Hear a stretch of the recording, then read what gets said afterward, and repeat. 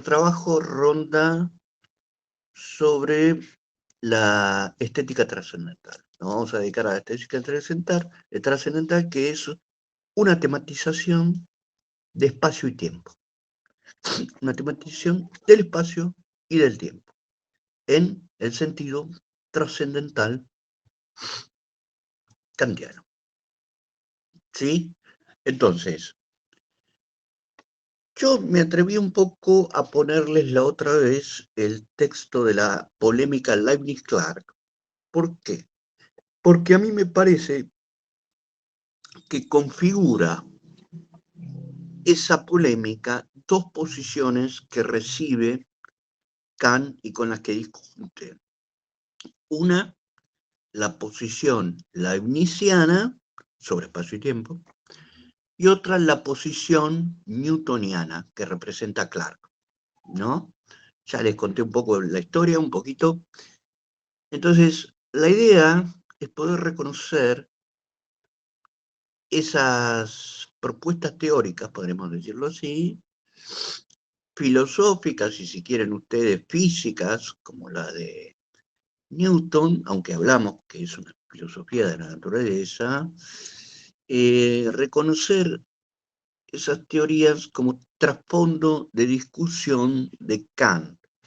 Porque en esa época yo ya les conté que no era muy común, como ahora, uno escribe ahora un trabajito, escribe un ensayo, algo que quiera publicar sobre filosofía, y obviamente tienen que citar. En esa época no se estilaba a citar, directamente era una cuestión del lector. El lector tenía que estar en tema, el lector tenía que reconocer a quién apuntaban las críticas, a quién no. Entonces, de esa manera, bueno, el lector iba como averiguando. Pero si estaba en tema, tenía que reconocer por lo menos los otros autores mediante sus posiciones. Entonces, en Kant no aparece de forma explícita, a veces sí aparecen referencias, y a veces no, no era algo obligatorio. A mi entender, el trasfondo kantiano de la tematización es lo que podemos ver reunido en este textito, que es un conjunto de cartas que se envían Leibniz y Clark, ¿no? Clark, un tipo dedicado totalmente a la teoría newtoniana. Bueno, Valentino, poné la primera. Acá ustedes pueden ver, traté de poner resumidamente la posición de Clark, obviamente que está resumida, pero bueno, hablamos un poco la otra vez, es decir, lo que vemos en la física newtoniana es una concepción del espacio, yo decía, ¿no? Puede decirse entificado u ontificado, ¿no? Depende si viene del griego o del medioevo, del latín. En este espacio ontificado, o sea, el espacio significa una especie de cosa, que yo lo atribuía, me parece que no estoy errado, a todos nosotros, a nuestra concepción habitual del espacio. Entendemos el espacio como una especie de capacidad, ¿no? Como un lugar que se llena, es el espacio, ¿no? Es una capacidad, como diciendo, bueno, ¿qué capacidad tiene este balde? Tiene una capacidad de 5 litros. Perfecto. Entonces llenamos con 5 litros de cerveza, qué sé yo, etcétera. Lo mismo una bañera, lo que ustedes quieran. O sea, el espacio es algo a llenar. Y el espacio en sí es una cosa, como cuando incluso digo el espacio en relación al espacio cósmico, ¿no?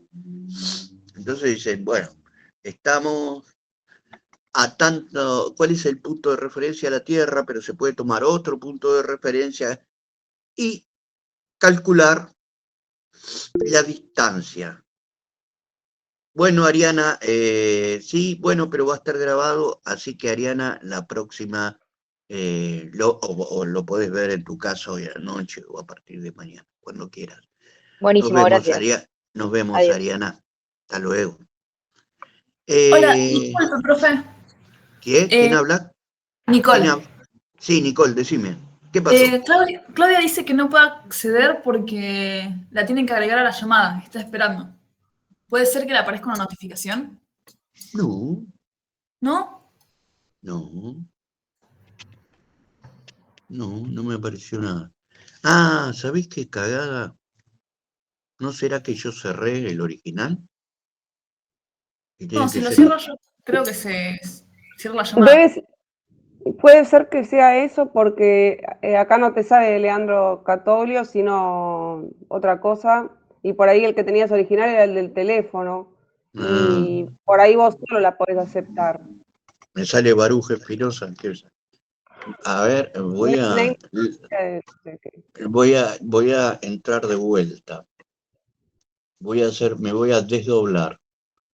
Entonces yo entro de vuelta. Ustedes miren la diapositiva ¿cómo se dice? De Clark. Entonces ahí aparece el espacio. ¿Llegan a ver algo de la diapositiva? ¿Sí? ¿No? Sí, sí, se ve Eh, perfecto. buenísimo, buenísimo. Es esta idea de un vacío a llenar, como les decía recién, y órgano del sensorium, no, latín, humano. Órgano del sensorium humano. Esta idea es común a todos los newtonianos y ¿cómo se dice? Y es la que comienza a postularse ya en el siglo XVII. Es como la transmisión de los chicos de biología de CONICET. Es lo mismo para estudiar acá Kant. Después vamos a salir, no se preocupen, salimos en el Clarín y toda esa pavada. Bueno, ahora sí, Valentino, Claudia, ¿entraste? Sí, hola.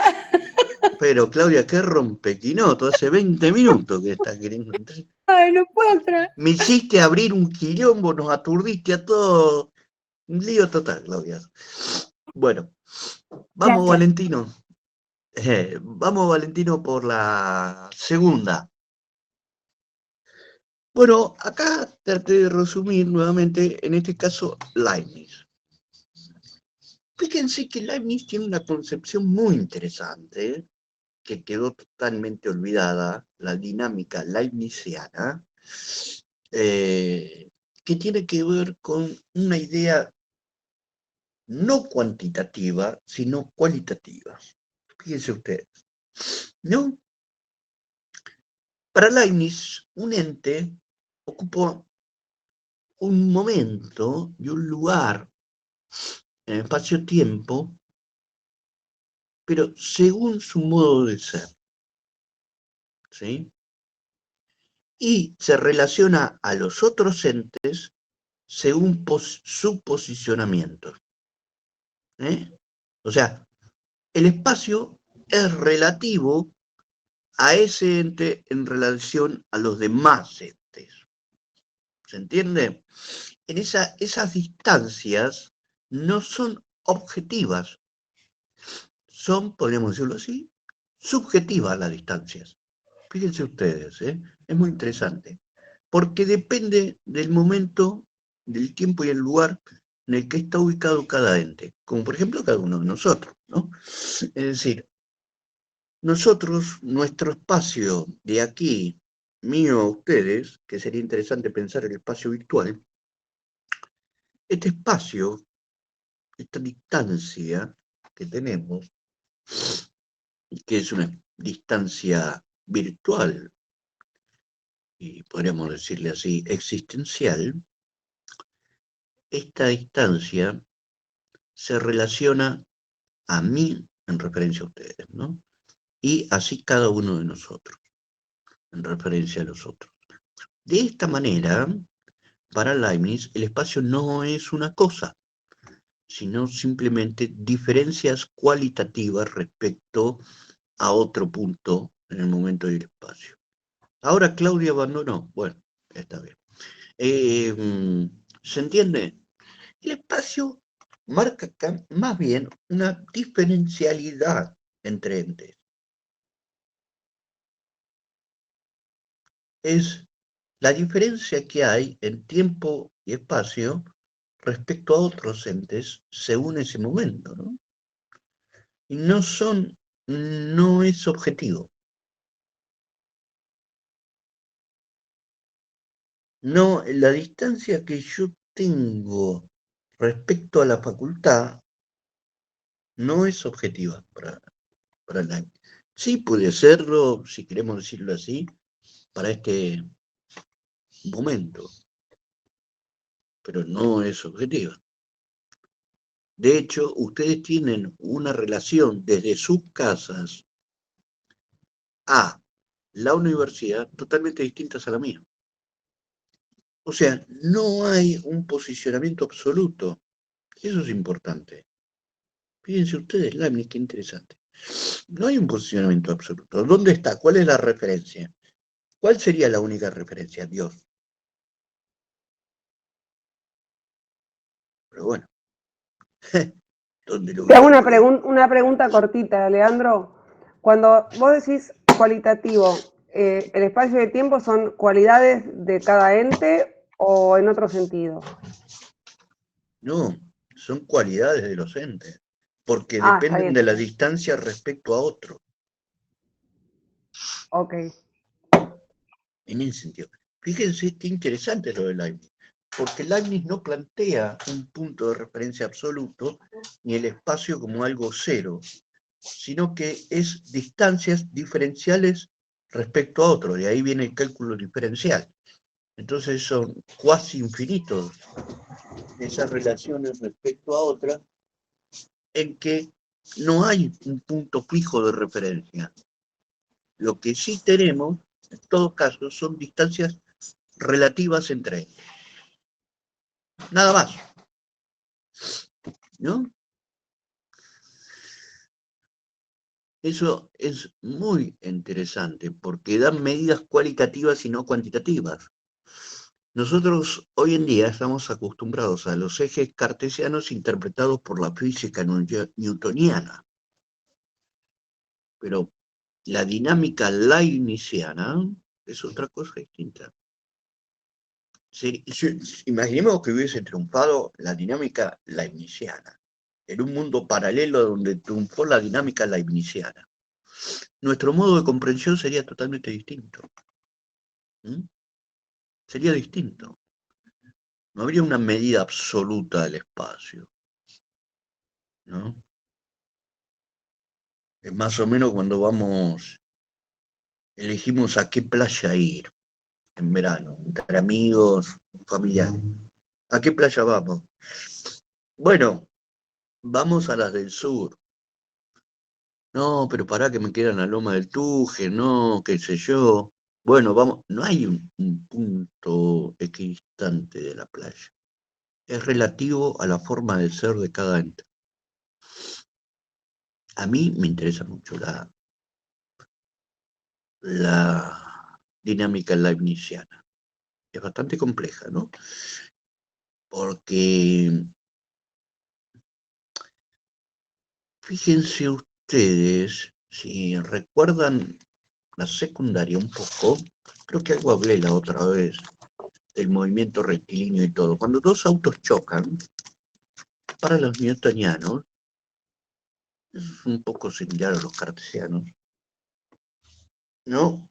Hay transferencia de fuerza, pero en Leibniz no hay una transferencia total de fuerza. Cada móvil mantiene, aunque sea mínimamente, una especie de fuerza vital, o sea, una fuerza suya que nunca desaparece. Entonces, cada ente tiene una automovilidad imposible de abandonar completamente. ¿Se entiende? Entonces, la física, la comprensión de la naturaleza, en ese sentido, es distinta en la dinámica leibniziana que la de los newtonianos, que sí es objetiva Y como es objetiva, es una objetividad medible que se valida por esa medición, ¿no? Digamos, en ese sentido, sigue un poco la idea de la mátesis universalis, esa matemática universal de Descartes. Fíjense ustedes, en cambio, Leibniz va a ser un gran crítico de Descartes. Y también es crítico de este posicionamiento newtoniano. ¿Sí? Eso es importante. ¿Alguna pregunta? Fíjense que ahí puse la Teodicea, porque es un texto que él mismo se cita. Podría decirse que es casi el único libro, les había dicho la otra vez, que escribió Leibniz, ¿no? Bueno, todo lo que le dije, pues más bien ensayos, puede ser algún ensayo más largo que otro, pero no había libros posta de Leibniz. Hay ensayos largos en todo caso. Pero la Teodicea sí aparece, con esta idea de una serie causal, ¿no? Hay una serie causal que les comenté la otra vez, con la teoría de mariposa, etcétera, etcétera. ¿Sí? Entonces, este posicionamiento relativo del espacio y del tiempo, no hay un tiempo en sí, sino que el tiempo está referido a los entes. Uno podría decir, pero bueno, ¿no existiría el reloj en el mundo paralelo leibniziano? Eso es una buena pregunta. ¿Existiría el reloj, sí o no? ¿Qué dicen ustedes? Piensen. El reloj que marca la Marca hora. la hora. Pero yo creo que Pero y la existiría. hora es igual para todos, ¿no? Yo le digo, nos reunimos a las 5 y nos reunimos a las 5. No hay con qué darle, todos entendemos lo mismo. Hay una comprensión en el momento que yo le digo, bueno, chicos, nos vamos a reunir todos los martes a las 5 de la tarde. Sí, díganme, estaban hablando, perdón, los corté.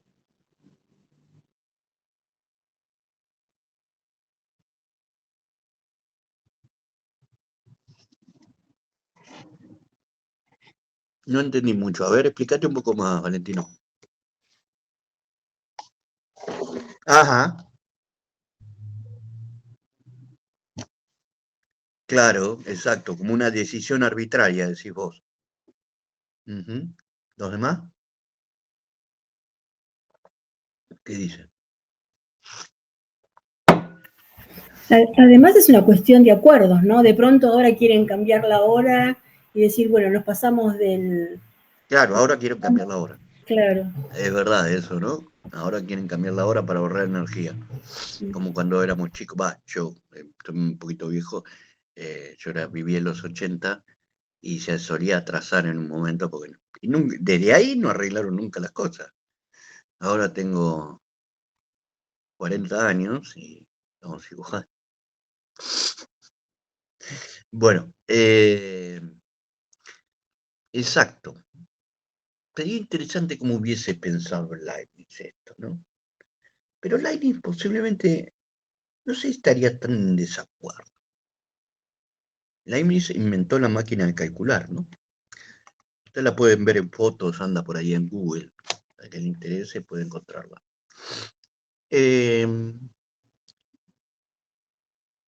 Posiblemente establecería dos modelos temporales. De hecho, hoy en día uno podría hablar en cierto modo así de las ciencias mismas. Es decir, por ejemplo, no es lo mismo, uno lo puede contar con el tiempo objetivo, ¿no? Él son las 5 de la tarde. Pero el tiempo de desarrollo de los seres vivos, el tiempo biológico, no se mide exactamente por horas, aunque uno lo puede traducir por días, años, uno lo puede traducir, pero no es lo mismo, no es la misma comprensibilidad del tiempo. Fíjense ustedes, ¿no? Si hubiese sido interesante que Leibniz hubiese ganado con su dinámica y ver qué hubiese pasado en este mundo, ¿no? Bien. Profesor, Sí. cuando Einstein plantea esto de el tiempo en ¿Qué cosa? relación, cuando ¿Quién dijo? Einstein, Está cuando Einstein plantea esto de el tiempo en referencia a la persona que observa, ¿no? El que está arriba del andén ve pasar el tren de una manera y el que está dentro del andén, no. Ujú. ¿No son, o sea, tiempos distintos en cuanto a la percepción de la relación que hay con el espacio? Sí, pero eso termina funcionando. Yo le cité, creo, la otra vez a Einstein, ¿no? Que decía Einstein, mi teoría, en realidad, funciona para una velocidad fuerte, una velocidad amplia, ¿no? No funciona para el mundo humano, digámoslo así. Es decir, para el mundo humano tiene razón Newton. Funciona la teoría newtoniana. Ahora, cuando vas a objetos del espacio no funciona la teoría newtoniana. Tenés que cambiar el modelo. Que es lo que pasa con los modelos cuánticos también. O sea, en grandeza y en pequeñez sería. En grandeza y en pequeñez relativa a lo humano, las velocidades no se pueden calcular con la física newtoniana, ¿no? Porque ya no hay, a esos niveles, como el nivel cuántico, digamos, la fuerza gravitatoria prácticamente desaparece, es muy poquita, y lo que funciona son fuerzas atractivas de los núcleos, etc. Entonces, de los electrones alrededor del protón y la división de protón en cada vez más chicos hasta que llegaron ahora los quarks, que son como objetos posibles en realidad. Matemáticamente existen, pero no físicamente, supuestamente hasta ahora, ¿no?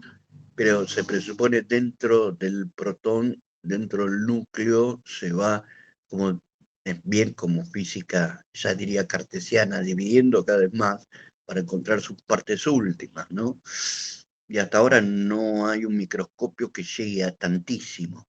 Miren ustedes que con lo que se ha desarrollado la tecnología, ¿no? Del microscopio, sin embargo no llega a observarse eso, pero se presupone que hay lo que llaman quarks, que son elementos primarios que empiezan a formar bloques pequeñísimos hasta llegar al núcleo.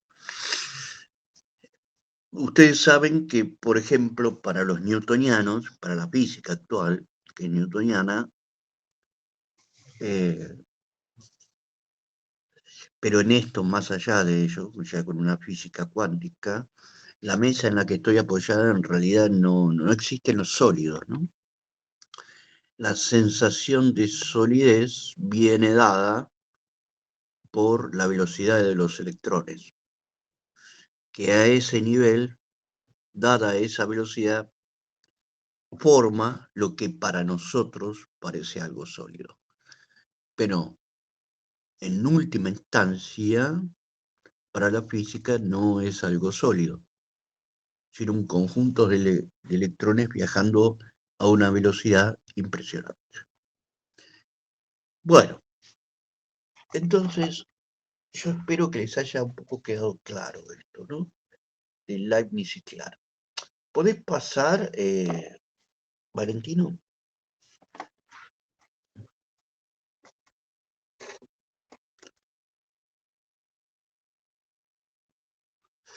¿Sí?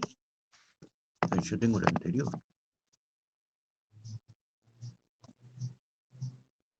Ah, perfecto. Vamos a entrar en la estética trascendental. Y vamos a empezar como empieza Kant, la estética trascendental. ¿Sí? Mi idea es esa. Seguí el texto para que ustedes lo puedan seguir también, ¿no? Vamos paso a paso, como decía Merlo. O sea que estoy ubicado, ya les digo porque no lo noté ahí, estoy ubicado en, les digo directamente la paginación original alemana para que, si ustedes tienen distintas versiones, en A19B33.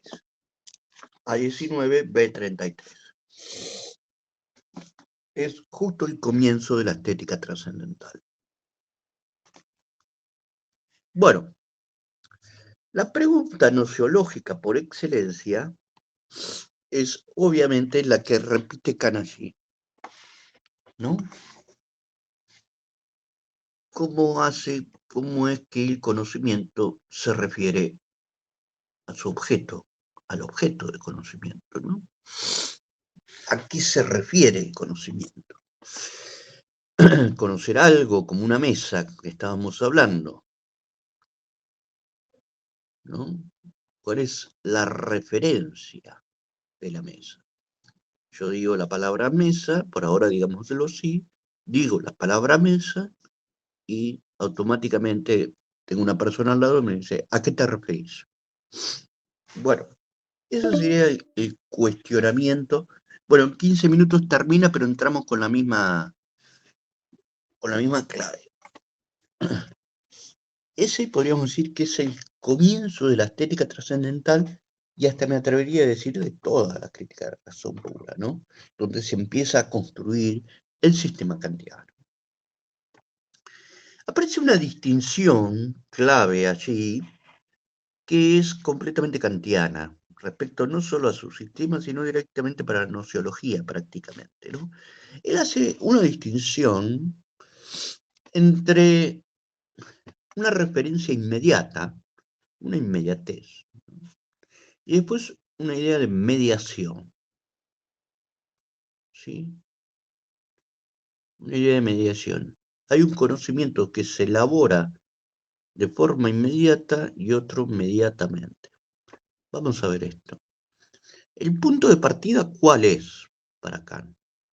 Fíjense ustedes que esto es muy importante, el punto de partida. Es la donación del objeto.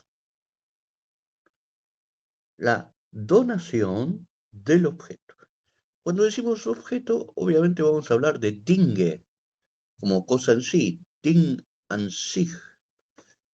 La palabra objeto, a veces traducido por cosa también, es como si fuera un sentido de objeto indeterminado, ¿no?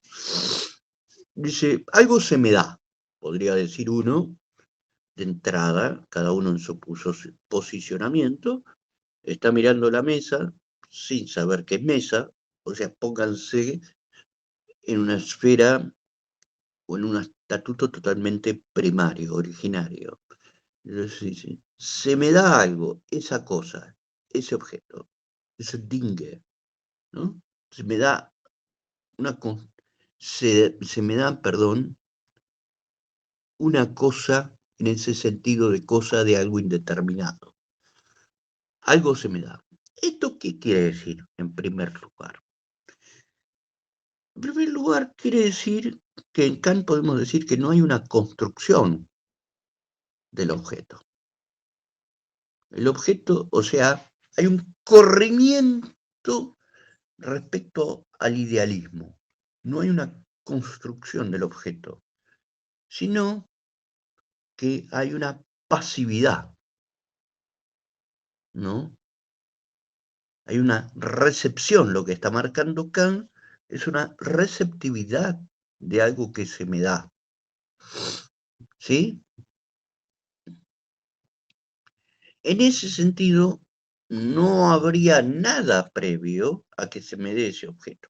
Ahora vamos a ver cómo se llega a una cosa previa. Pero en principio el objeto se da.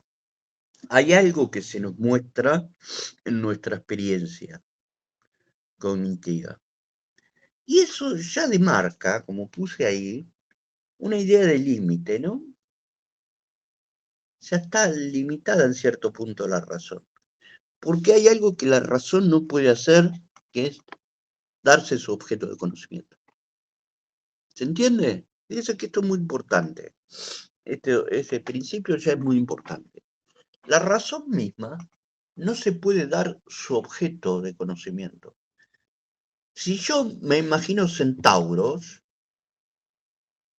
pero nunca tuve una experiencia dada de un centauro,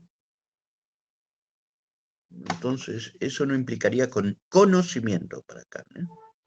Conocimiento para acá. Que después puede investigar, el mismo Kant lo hace, ciertos objetos que no necesariamente se me dan, sino que es algo propio de la razón. Pero acá hay un límite claro a la razón. La razón no puede inventar el objeto de conocimiento. Es un límite propio de la razón. El objeto de conocimiento me tiene que ser dado. O sea, hay una exterioridad a la razón en la cual me es dado una cosa. Me es dada una cosa. Lo más indeterminado que sea, pero me es dado. ¿Sí? ¿Se entiende esto?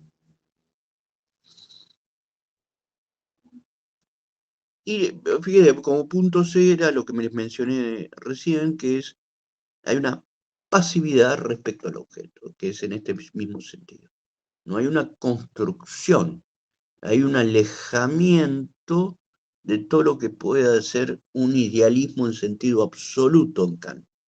No hay un idealismo absoluto en que se crea el objeto. Acá, si quieren, podríamos meter históricamente al inglés, al obispo inglés, a George Berkeley, ¿no?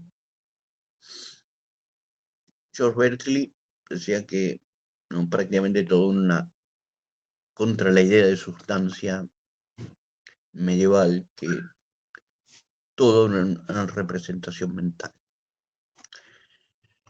Bien, pero acá no es así. Dale, Valentino, pasamos a la siguiente.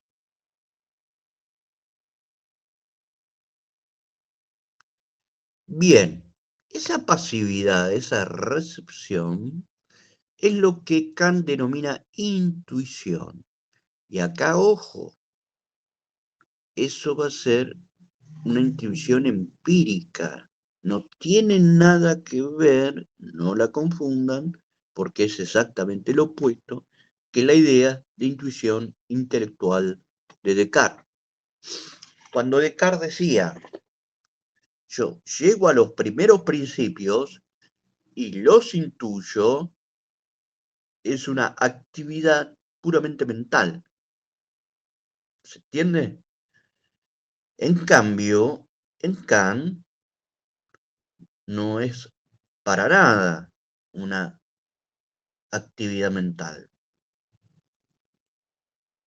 Uno podría decir, yendo un poquitín más allá de Kant, que la intuición tiene que ver con la propia corporalidad, es decir, el cuerpo que percibe de alguna manera un objeto dado. No es algo puramente racional, ni nada que sea racional.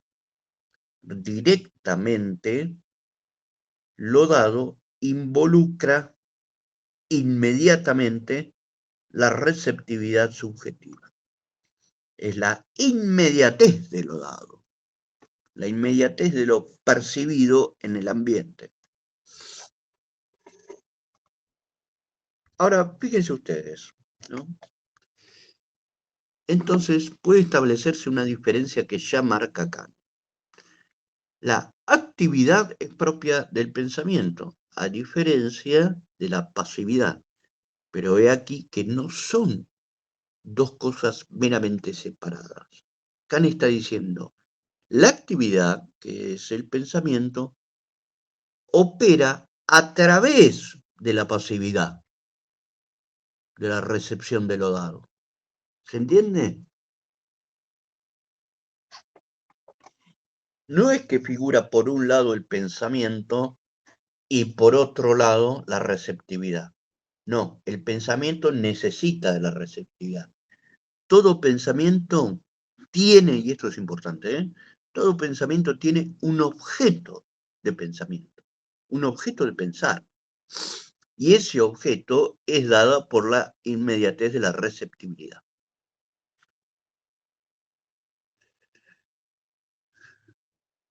Ahora bien, y acá viene la pregunta, el giro trascendental propio de Kant.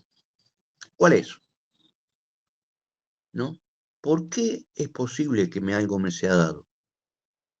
¿A causa de qué me es dado ese objeto que después llamaré mesa? ¿No? ¿Qué es lo que hace posible? que un objeto me pueda hacer daño. Sí, escucho, perdón. Ah, perdón, pensé que era para responder la pregunta. Sí, Victoria, decime. Serían las instrucciones fuera de la sensibilidad. Claro, ahí vamos, no te me adelantes. Sí, No te me disculpame, me adelantes. tengo que ir. Ah, bueno, sí, Victoria, sí. Después mira el video completo, por favor. Sí, muchas gracias. Nos vemos. Saludos.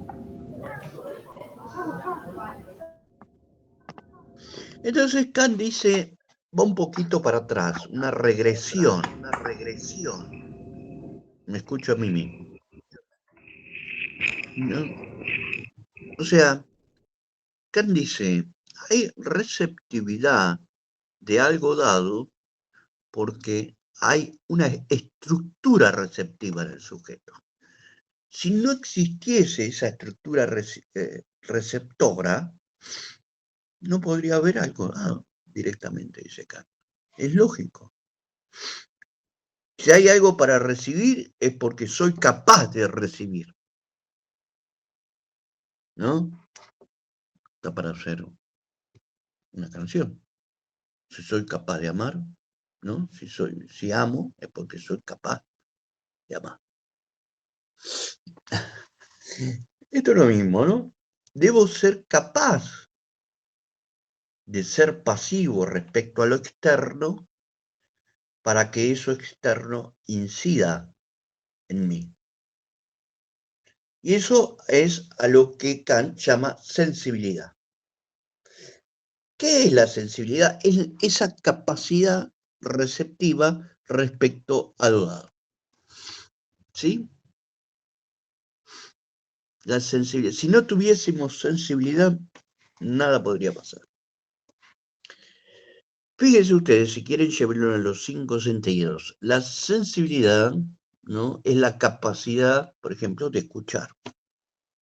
Está la escucha en acto, como ahora ustedes conmigo, pero si no tuviesen la capacidad de escuchar, no podrían entonces escuchar.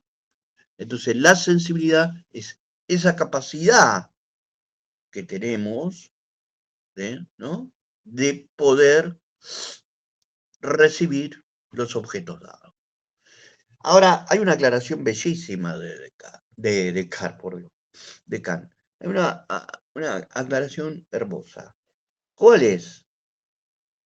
Que es nuestra forma sensible, nuestro tipo de sensibilidad, en tanto humano. ¿No? La sensibilidad es estrictamente humano tal cual la conocemos. ¿Podríamos hablar de la sensibilidad de los perros? Difícil. Y se diría que no. O sea, lo que nosotros haríamos es una extrapolación ¿no? de nuestra sensibilidad en otros seres vivos. Esto es muy difícil, ¿no? Y demarcaría otro límite. La sensibilidad de la cual podemos dar cuenta es una sensibilidad específicamente humana. No podríamos hablar de otra cosa. Menos si viene un extraterrestre mañana. Es posible que perciba las cosas de otra manera, en sentido concreto y adelantándonos un poco. Nosotros percibimos espaciotemporalmente. Podría ser, como pasa con las películas y todo eso, que venga un extraterrestre y perciba en otras dimensiones, en otras manifestaciones temporales que nosotros no comprendemos, porque nuestra sensibilidad es pura y exclusivamente humana. Kant está hablando de nuestro modelo receptivo, así como de la razón misma. Habla de una razón humana, Kant. Nunca habla de la razón, ¿no? Habla de una razón humana. Esto es lo mismo. La sensibilidad es una sensibilidad humana. Percibimos a través del tiempo y el espacio.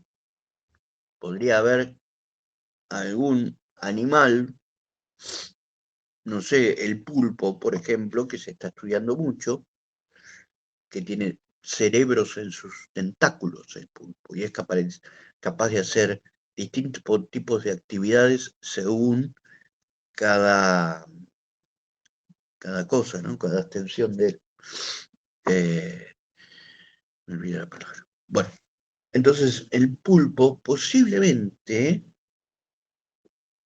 piense y actúe por fuera de la sensibilidad espaciotemporal y esté percibiendo de un modo distinto a nosotros. Bueno, se está terminando la llamada, así que volvemos a entrar. Yo entro en 2 minutos, así cambio la yerba. Aprovechen a ir al baño, lo que tengan que hacer, y empezamos de vuelta. ¿Sí? Animales, para ver gente cercana. Los animales, si tienen nuestro tipo de sensibilidad, ¿no? Por ejemplo, la garrapata. La garrapata, uno podría decir que no se maneja espacio-temporalmente, o sí, uno diría, bueno, está incluido, pero el punto de la garrapata es que se maneja con la distinción sangre caliente, sangre fría. O sea, se va ubicando en los animales y desarrolla su vida la garrapata según encuentra, ¿no? Como los perros, ¿no? Es decir, huéspedes de sangre caliente. Entonces, si esos huéspedes no son de sangre caliente, punto. No continúa la garrapata, se puede morir, obviamente. Necesito de huéspedes de sangre caliente. Entonces ahí vemos un criterio distinto. Ahora vos podría decirme, bueno, pero en esa búsqueda siempre está en un tiempo y espacio. Sí, pero no sé bien cómo sería eso en la garrapata. Se incluiría ese aspecto de desarrollo de su vida en un espacio, por ejemplo, la garrapata. Lo que sí sabemos que tiene un criterio de distinción que es de sangre caliente, sangre fría, que es lo que le permite, ¿no?, habitar un huésped animal, como por ejemplo nosotros también. ¿Sí? Ahora bien, un huésped de sangre fría no se prende la garrapata, sino que se suelta. Puede ser que se equivoque, podríamos decirlo así, ¿no? Inmediatamente va a un animal de sangre fría, un cocodrilo, supongamos las pavadas que digo. Entonces, el animal se desprende absolutamente la garrapata, no se queda. Es un criterio de distinción propio de ese animal. Pero bueno, todo eso uno podría suponer que se desarrolla en un tiempo dado y en un espacio.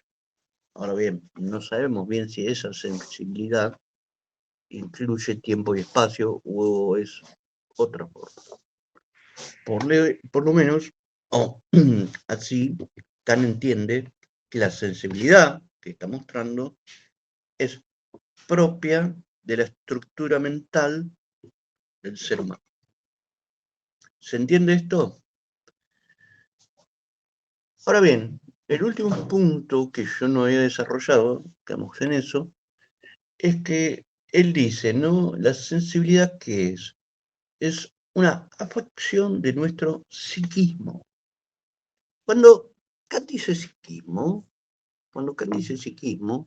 está hablando de la totalidad de nuestra forma de pensar, ¿no? De nuestra forma de razonar, de todo. Ustedes saben bien que si leyeron la introducción y los prólogos,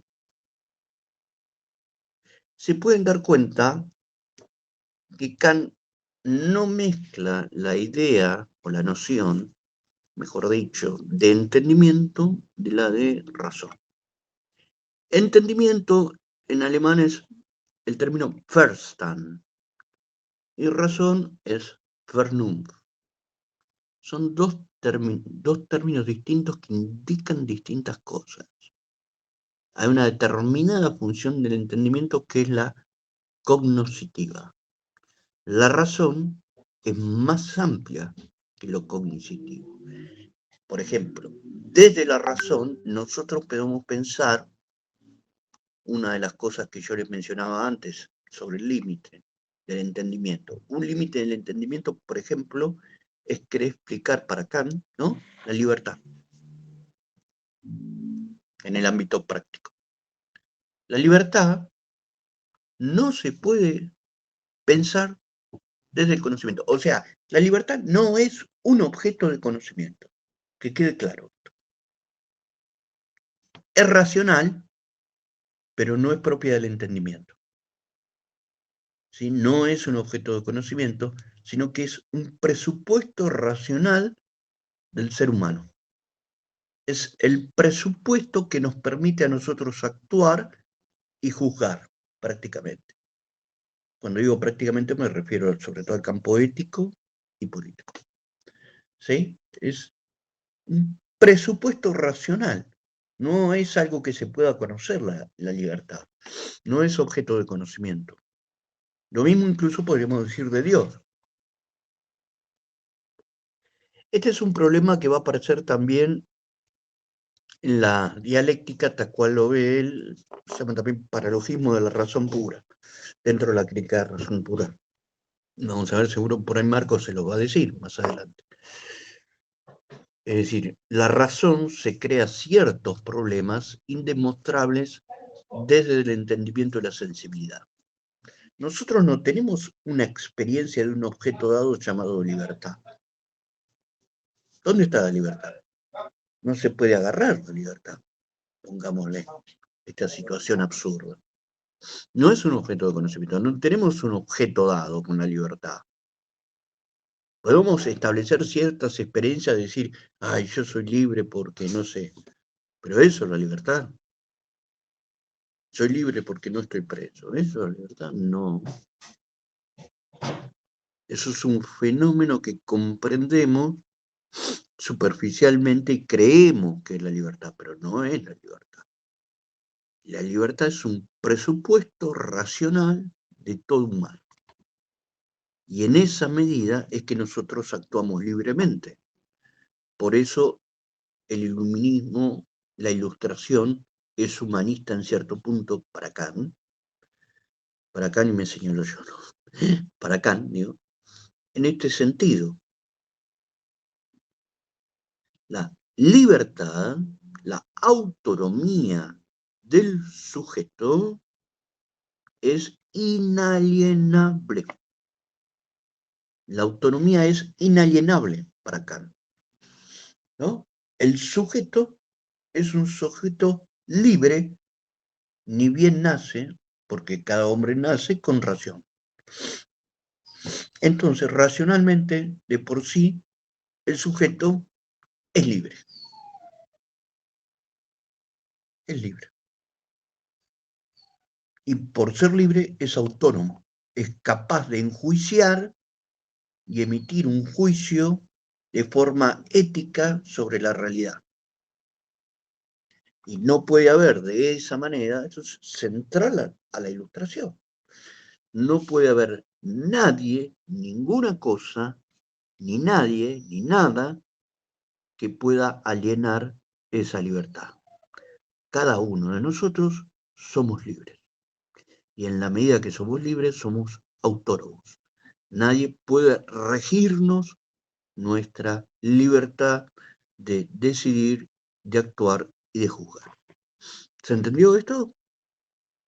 Una clase media abreviada de la filosofía práctica, pero está bueno establecer para marcar la diferencia.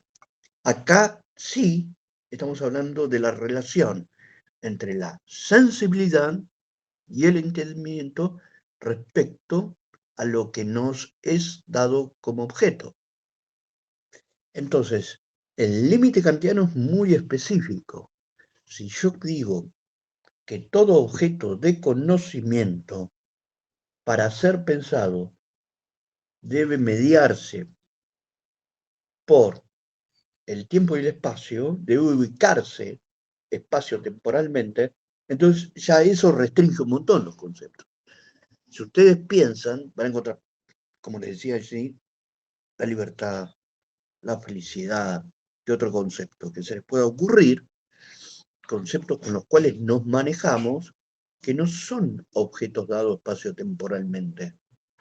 Por eso Kant restringe el campo cognitivo. El campo cognitivo siempre en el campo cognitivo siempre tiene que haber un objeto dado en la sensibilidad.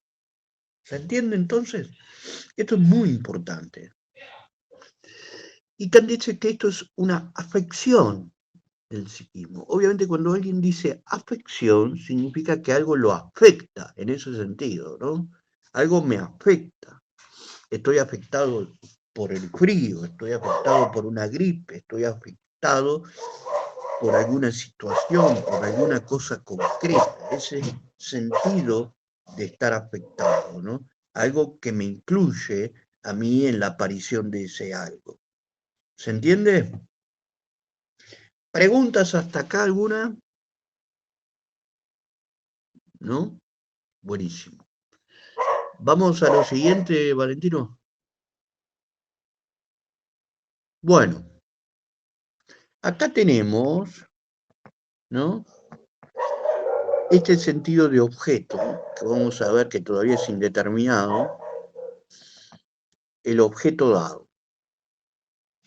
El objeto dado, fíjense que termina siendo una restricción inversa. El objeto dado es objeto dado si, solo si, afecta al psiquismo.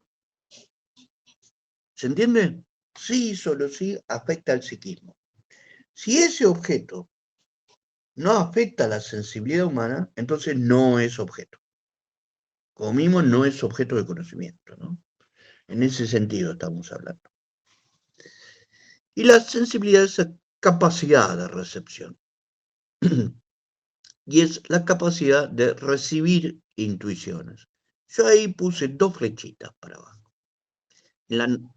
Sí.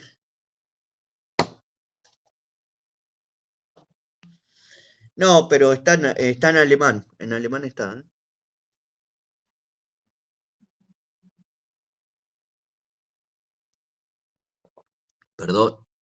Perdón, ¿qué palabra?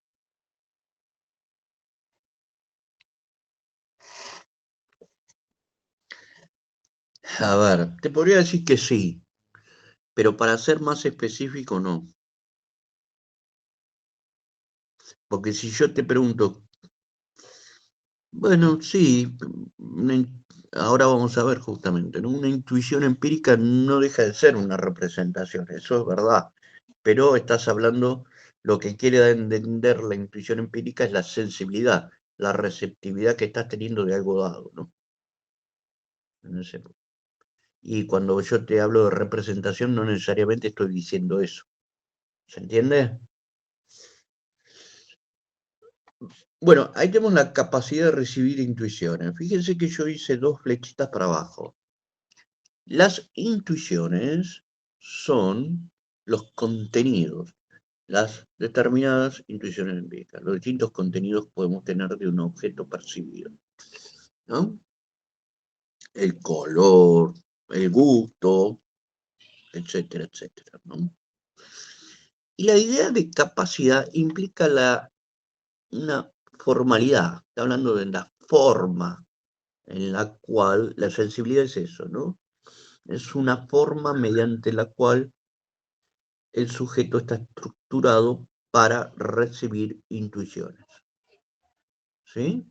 Esa pasividad, esa receptividad del objeto dado. Es la capacidad que tiene el sujeto de recibir, que hablábamos antes, cuando Kant se pregunta, bueno, pero ¿cómo es posible que el sujeto opere a partir de un objeto dado? ¿En qué sentido un objeto es dado?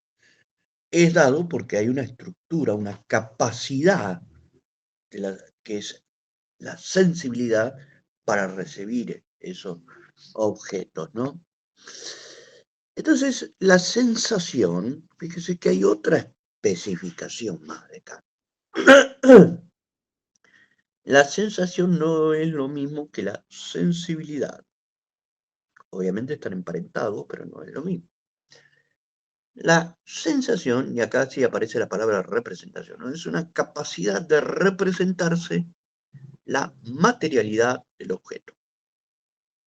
Cuando digo materialidad, me refiero, por ejemplo, a esa cosa que se aparece ahí, la puedo ver, la puedo tocar, la puedo olfatear, la puedo degustar, etc.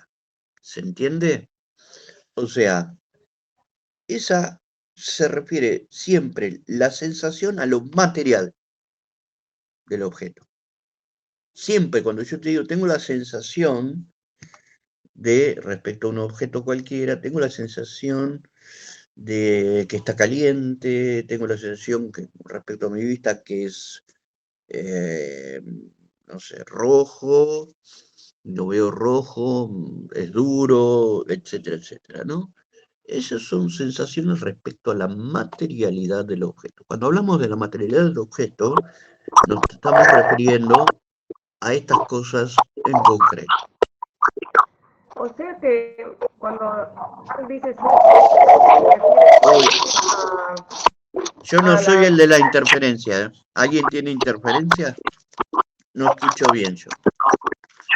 ¿Escuchan bien ustedes? Yo escucho mucha interferencia. Ah, ahí se acabó. Sí, Lucía, ibas a hablar, decilo.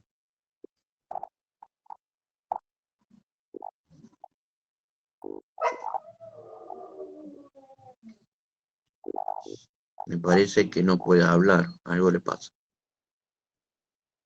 con la computadora o el celular. Algo le pasó.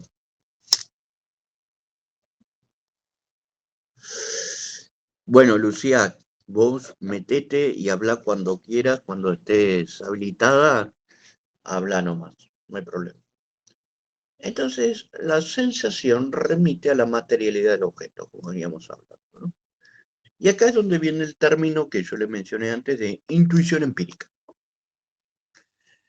¿no? La sensación es una intuición puramente empírica, que tiene que ver con la materialidad del objeto dado.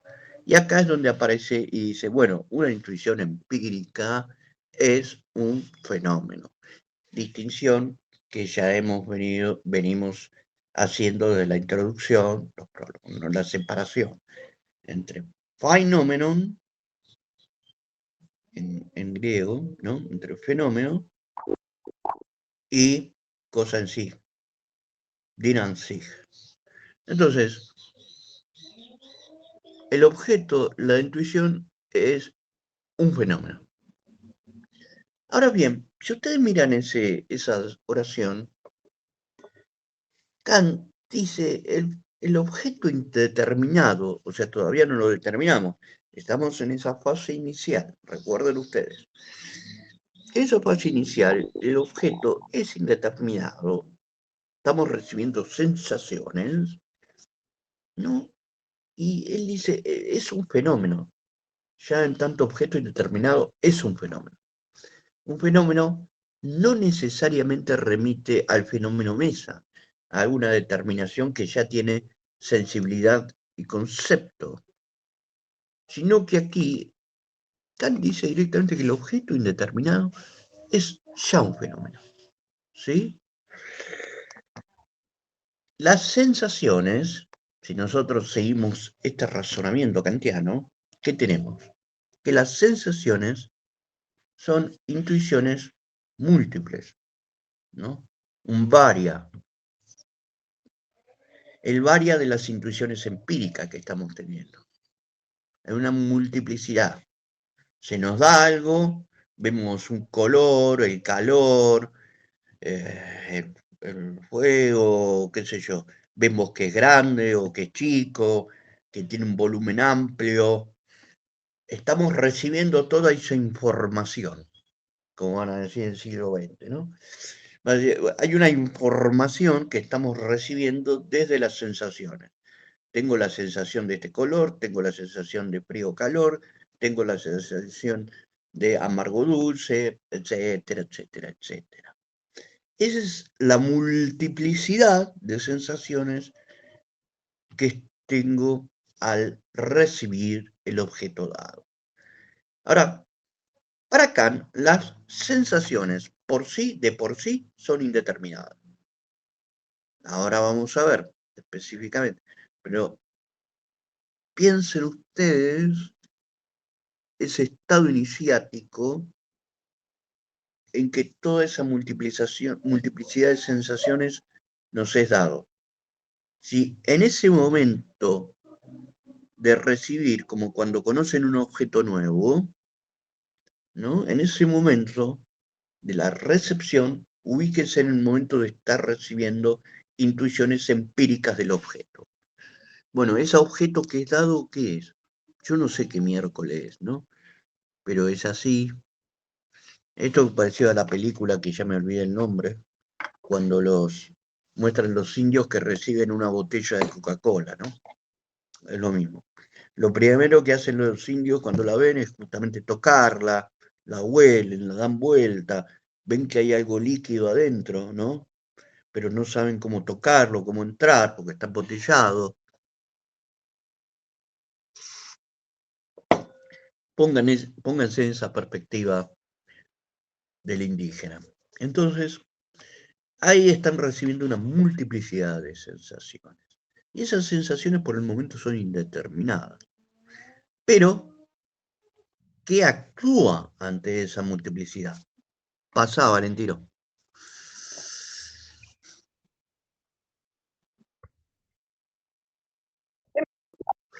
La forma. La forma es el orden de la multiplicidad de sensaciones. Esto es importantísimo. Ordena la forma, lo que se llama forma, que vendría a ser la morfé aristotélica, tiene acá esa facultad de ordenar todo el registro de sensaciones que estamos teniendo, ¿no? Entonces, Kant dice, ¿cómo llegamos al concepto de forma? Y porque las sensaciones son esa multiplicidad dada de intuiciones empíricas. Ahora bien, esa misma multiplicidad no puede ordenarse por la sensación misma, porque la sensación está actuando como receptividad de esa multiplicidad de intuiciones. Por eso está la forma como ordenación de todas esas intuiciones tenidas. Es lo que ordena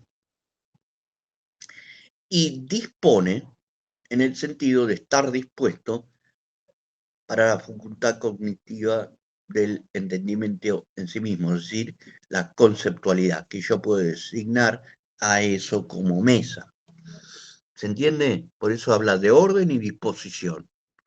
Ordena la multiplicidad de sensaciones, ¿sí? En la medida que las ordena, las dispone en ese orden para la conceptualidad de esa cosa. Ahora, fíjense esto que menciona acá Kant, que me parece muy importante. Cuando está terminando esta introducción a la estética trascendental, antes de hablar de la distinción entre espacio y tiempo, Kant en ese último parrafito o anteúltimo termina diciendo esto. Observen una cosa. Hay algo que se llama intuición pura. ¿Qué es lo puro? Como una intuición pura. ¿Qué significa esto? Miren, si nosotros hacemos una doble abstracción, logramos comprender que la intuición acerca de la cosa dada, de modo puro, sin experiencia sensible de la cosa, nos deja la extensión y la figura. Vamos por partes. ¿Qué es esa doble operatividad que aparece en la estética trascendental? Él dice, bueno, si nosotros abstraemos el entendimiento, ¿no? Dice, ¿qué nos da el entendimiento? La idea de divisibilidad, de fuerza, dureza, de fuerza, de sustancia, ¿no? Que hay algo permanente en la cosa, pero eso nos lo da el entendimiento, abstraigamos eso. Y después dice, abstraigamos la materia también. que es la parte experiencial, sensible, que tiene que ver con las experiencias típicas, pueden verlo ustedes así, del cuerpo humano en relación al objeto. O sea, que yo lo toque, que vea de colores, que es impenetrable, la mesa que hablábamos, yo le pego así, y sin embargo no la puedo romper, no puedo atravesar nada, y es dura, ¿no? O sea, si uno abstrae esa experiencia material y abstrae la facultad del entendimiento sobre esa experiencia material, lo que nos queda de una cosa dada como intuición pura, pura se refiere a esos tipos de abstracciones, la extensión y la figura. Si yo le pregunto cuál es la extensión y la figura de cualquier cosa, ustedes deberían responderme que es algo extenso, o sea, que es algo extramental, que se da a nuestra sensibilidad y que solamente lo único que puedo decir es que es extenso, abstrayendo, ¿no?, toda la experiencia material. Yo puedo decir que es extenso, que es una cosa que está ahí, que está ahí. Y la figura, que esa cosa que está ahí es más o menos así, así, etcétera, etcétera. Supónganse eso, ustedes me preguntan, yo, como mínimo, lo puedo decir es que es una cosa que está ahí y más o menos tiene esta figura. No se mezclen la idea de figura con la idea de forma. Son dos cosas distintas, como estamos viendo, ¿no? La forma es una capacidad propia que tiene la sensibilidad de ordenar las sensaciones. Otra cosa es la figura. Justamente lo que indica la figura es el modo de la imagen de eso que se me aparece, ¿no? Los contornos, podríamos decirlo en cierta manera. Entonces, es como cuando alguien ve a lo lejos a otro individuo. Vos vas viendo, puede ser una persona a medida que se acerca, ¿no? Se va acercando en distancia. ¿Qué es eso? Parece una mancha. Ahora bien, esa mancha comienza a tener una especie de figura a partir del cual yo podría llegar a decir, esto es una persona, un auto, ¿qué es? En esa distancia vamos encontrando, como mínimo, dice Kant, sin experiencia total de eso, sin que lo pueda ver todavía, y menos aún que tocar o escuchar, lo mínimo que podría decir es que tiene una extensión y es figurativo, tiene una figura, ¿no? Es algo que se nos da extramentalmente en un determinado espacio y tiempo, pero de una forma no concreta. ¿Se entendió esto? ¿Sí? ¿Alguna pregunta? ¿Vamos?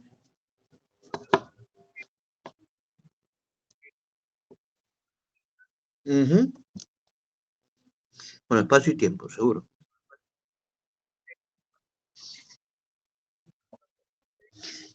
No, a ver, sí, ahí. Eso vamos a hacer después esa distinción, pero desde ya te digo, es así. El tiempo está involucrado en todo fenómeno. El espacio está involucrado en todo fenómeno externo receptivo del mundo extramental. El tiempo tiene la facultad, a diferencia del espacio, de medir las experiencias que estamos teniendo internamente. ¿Se entiende? Entonces, en la percepción de una persona que se va acercando, es una persona en cuanto a un objeto dado a mi sensibilidad que está en el mundo, externamente, extramentalmente, ¿no? Está en el mundo. Y esa figura es extensa, porque está en el mundo, en tanto intuición. Es algo que uno intuye, que tiene la experiencia receptiva de eso que está ahí, ¿no? Vos sos pasible respecto a eso que se aparece. Estás recibiendo algo a través de las sensaciones, estás recibiendo algo, una intuición empírica. Intuición, acuérdense que es recepción, ¿no? Pasividad. Y esa intuición es pura en cuanto que lo mínimo que yo podría, piénsenlo así, como, ¿qué es lo mínimo que podés decir de eso? Para Kant es que es una cosa que está ahí, tiene una extensión, como decía Descartes, ¿no? Y es figurativa, tiene una determinada, quiero evitar la palabra forma, ¿no? Tiene una determinada configuración, una determinada imagen de contornos, por lo menos que nos permite separar esa imagen de cualquier otra alrededor. No es mínimamente determinada, podría decirlo de esa manera en cierto punto, ¿no? Mínimamente determinada, porque es eso, una cosa que podría ubicar en el espacio y el tiempo y el mismo momento, y en el mismo momento esa cosa ubicable en el espacio se diferencia de lo que tiene alrededor, tiene un cierto contorno, ¿no? Que sí tiene un diseño particular ese contorno, más redondo, más alto, más bajo, etcétera, etcétera. Eso sería un poco la intuición pura de una cosa que se da en el espacio. Ahora, sí, está bien, pero está muy bien lo que dijiste, la pregunta porque me hace pensar. Es decir, uno podría decir,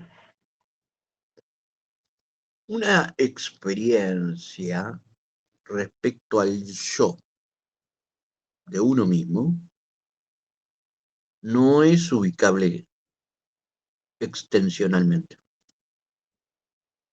que es una experiencia propia del fenómeno de la temporalidad. Ahí no habría una intuición pura si seguimos estas características. Está bien lo que pensaste ahora. Es decir, la intuición pura incluye el espacio. Espacio y tiempo, pero espacio. O sea que fenómenos internos al psiquismo, que no son espaciales, no serían parte de la intuición pura. Es una buena pregunta, ¿no? ¿Se entendió para los demás? Dígame, sí, algo, levánteme el dedito. Algo. Yo no los veo mucho porque como tengo ustedes también seguro, ¿no? Tengo la pantalla con la diapositiva, entonces solo veo a dos personas, a Valentino y uno más que es ¿Se Lucía. entendió?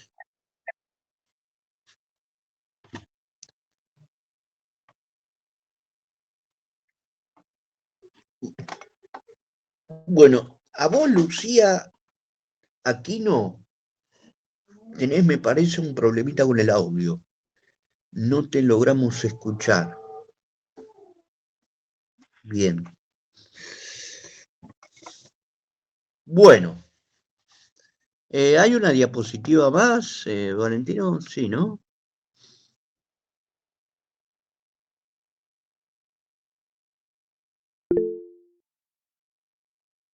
Está bien, tranquila, Lucía, tranquila, no pasa nada. Bueno. Entonces vamos a quedarnos acá. Ahora Vamos sí acá. se me... No, Ah, a ver, habla. sí. Sí, te Hola. escucho, te escucho, te escucho.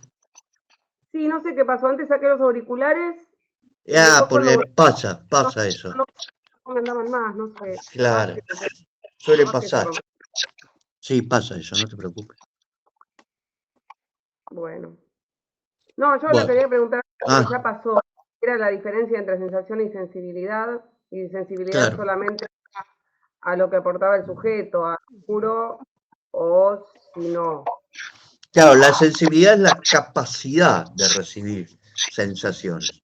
Y las sensaciones son específicamente materiales, la experiencia material que estamos teniendo de la cosa. Claro. ¿Sí? En ese sentido.